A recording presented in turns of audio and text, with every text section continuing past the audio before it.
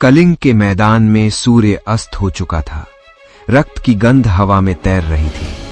टूटे शंख, बिखरे रथ और मौन में डूबे आकाश के नीचे सम्राट अशोक अकेले खड़े थे।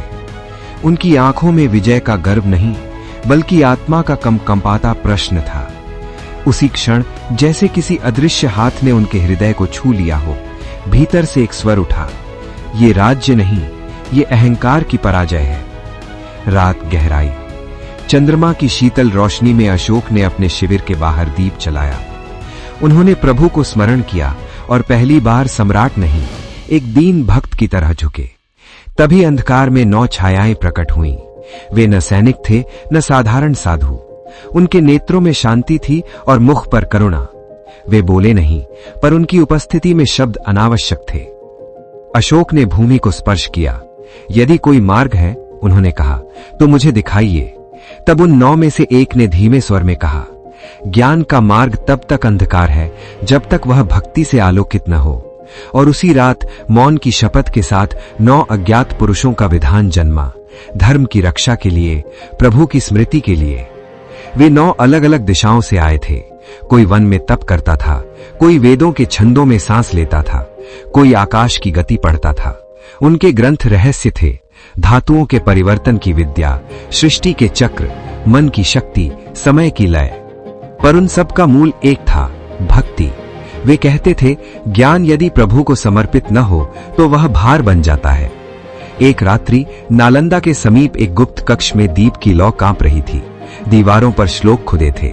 एक ऋषि ने तांबे की पट्टिका उठाई और कहा, यह धातु नहीं, मन का रूपांतरण है।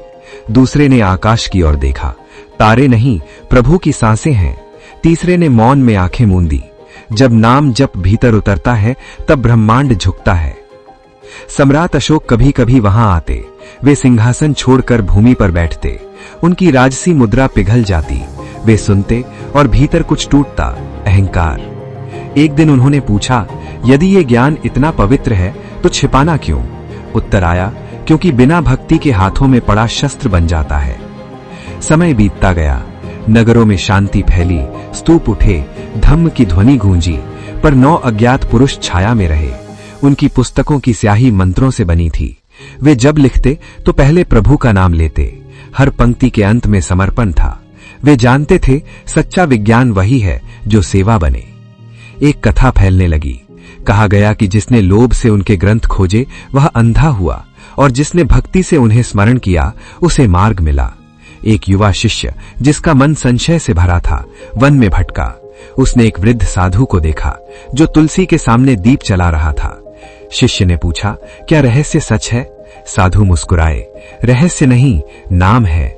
नाम जपो, शेष स्वयं खुल जाएगा। उस रात शिष्य ने पहली बार रोकर प्रार्थना की। उसकी सांसें टूटती थीं, पर नाम जुड़ता गया। उसे स्वप्न में 9 दीप दिखे जो एक ज्योति में मिल गए। वह जागा तो हृदय हल्का था। उसे किसी पुस्तक की आवश्यकता नहीं रही, उसे भक्ति मिल गई थी। सम्राट अशोक के अंतिम दिनों में वे फिर उसी मैदान में गए।